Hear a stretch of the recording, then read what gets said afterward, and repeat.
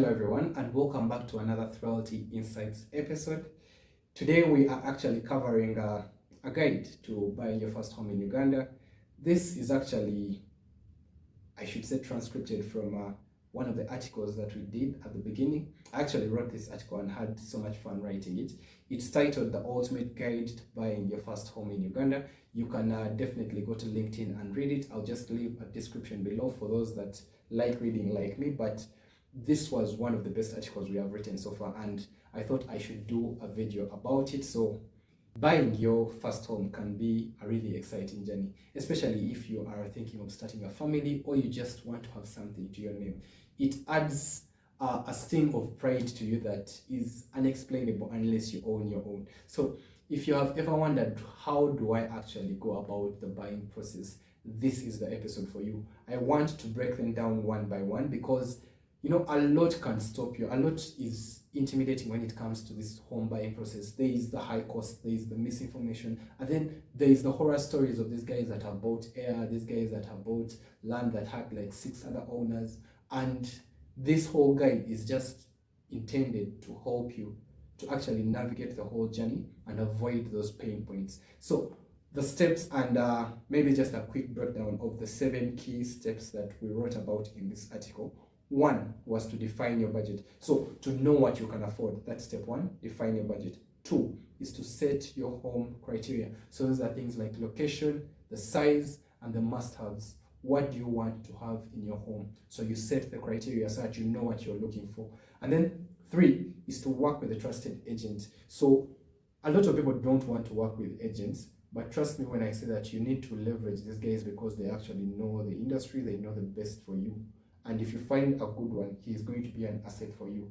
Someone that is going to just hold your hand all through the buying process and will actually help you to avoid some of these horror stories.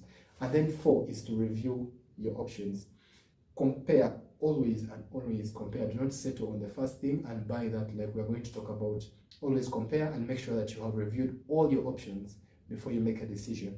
And then 5 is to actually go house hunting. So when I say compare, this is before you actually go to the site, before you have gone to visit. Your agent has sent you the options, you have reviewed them, and then you say, okay, you know what? I'm not interested in this. Maybe we can look at this, this, and this, and this. Maybe you have 5 for options. So you visit the options that you have decided on or narrowed on. Let me say if there are 4, you visit them, and then you offer on the ones that you like. And that's when that negotiation with the buyer starts. And actually, that's also another part where your agent actually plays a big role because they will help you in that negotiation. And then step 6 is due diligence and closing. So that involves verifying the legal documents and the property condition. And then 7 is the final purchase. So that is the paperwork and everything. So this was just a quick overview of what we are going to discuss. I hope that I've not given a lot away by going through this list, but let's get into it and see what we can learn. So number 1 was to define your budget.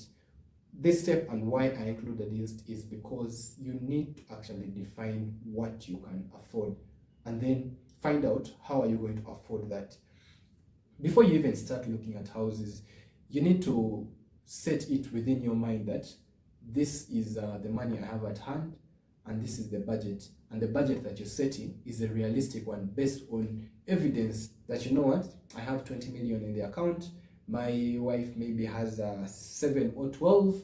I can sell this and this to get that. I can do this. I can do a gig here. All that is just trying to see if I was going to buy a home of 90 million, can I afford it? If I am setting my budget, because one of the things that brokers ask you for is, okay, you are looking for a 3-bedroom house, but what's your budget? And by the time someone asks you what's your budget and you don't have a budget, it also just kind of indicates to them that, you know what, this person might not be serious because they don't even have a number that they have thought of. So the first thing you have to do is to define your budget. If you are, let me say, buying with your spouse, that is going to help you because now you have a combined financial, one of my friends called it financial muscle. You now have more financial capability to go after a bigger house or maybe something classier. If you are going to use a mortgage, you also need to set that at the front. You need to agree that, you know what, we're going to take a mortgage from which banks? 1, 2, 3. Okay, let's go, having in mind that we can pre-qualify ourselves for this kind of mortgage. Because even to get a mortgage, you don't get it for free. You have to be pre-qualified, and you have to have the financial stability to be able to service the mortgage. And then if you're going to use creative finance, you also need to decide on that. Are you going to use let's say a hard money lender? And when I say hard money lender, you're going to borrow from someone that is not a bank, and the interest rate might be higher, it might be a shorter term, but that is a loan that is outside of the financial institutions. In other words, it's between friends, between an investor, between, it's another whole arrangement. So you just need to actually sit down and define your budget.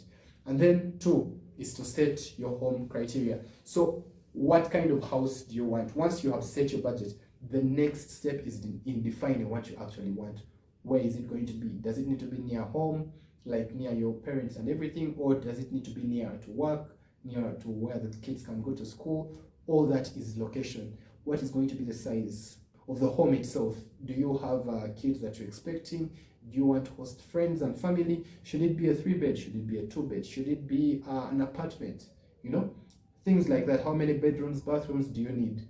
All that is in size. And then another one, what kind of type is it going to be? Are you buying a finished house, or are you planning to construct on your own? Are you buying a condo, because that one now comes in with condo fees? Or are you buying a standalone bungalow, a villa, or are you buying in a gated community? Which type of house are you looking for? And this should sort of match your kind of lifestyle, and it just helps you to have this clear criteria that when you are looking through the options, you already have top of mind what you are looking for. So in other words, you don't look like you don't know what you're doing. It looks like you are serious. Okay, and then 3 is to work with a trusted agent. You see, a good real estate agent is going to save you a lot of time and money that you can't afford to lose at this point when you are looking for a house.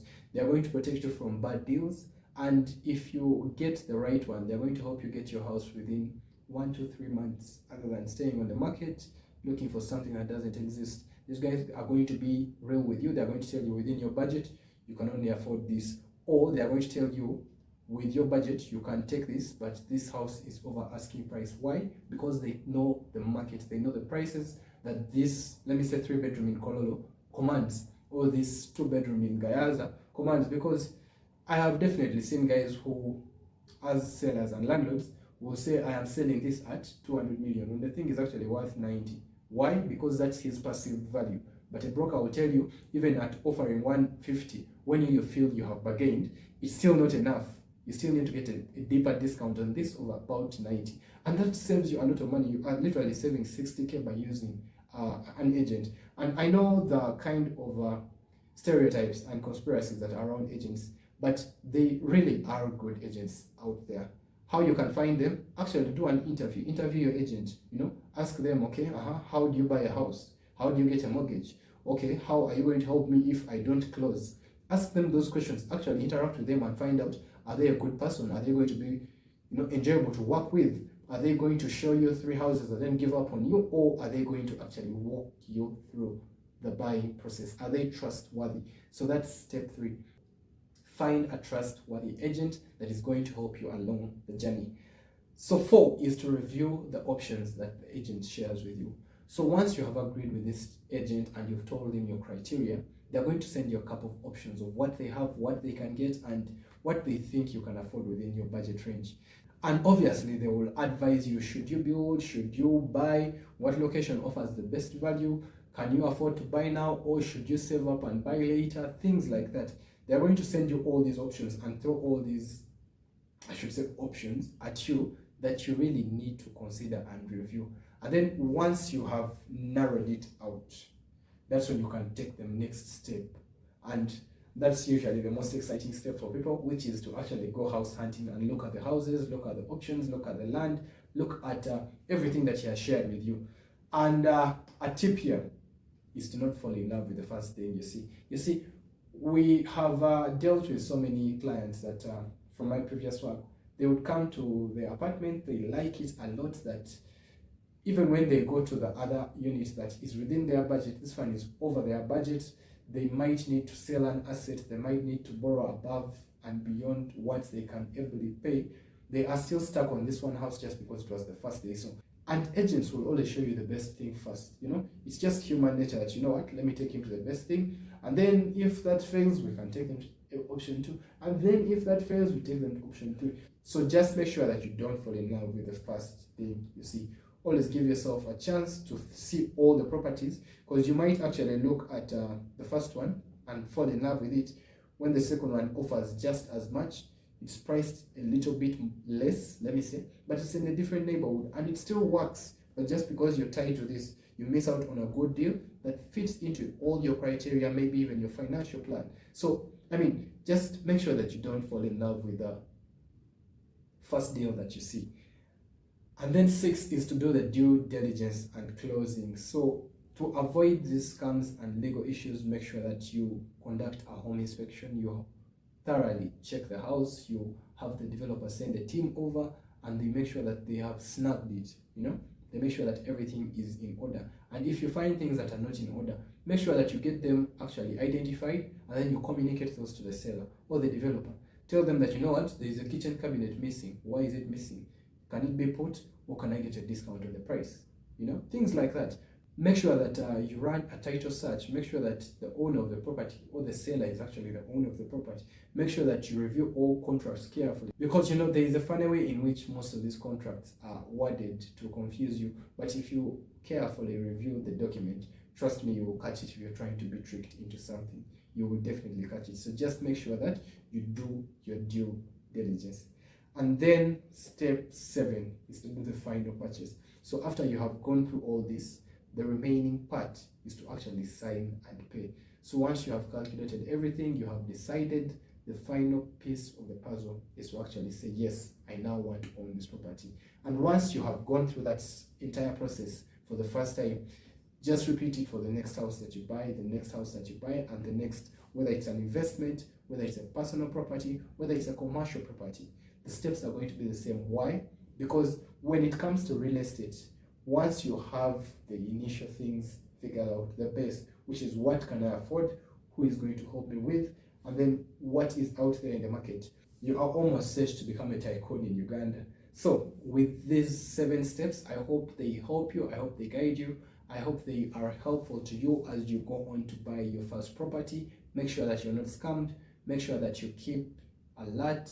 And if you found value in this episode, please like, comment, and share it with someone that might need to have this information before they do their purchase. But as always, I remain Raymond from Throughout Services Limited, and I'll see you in the next one.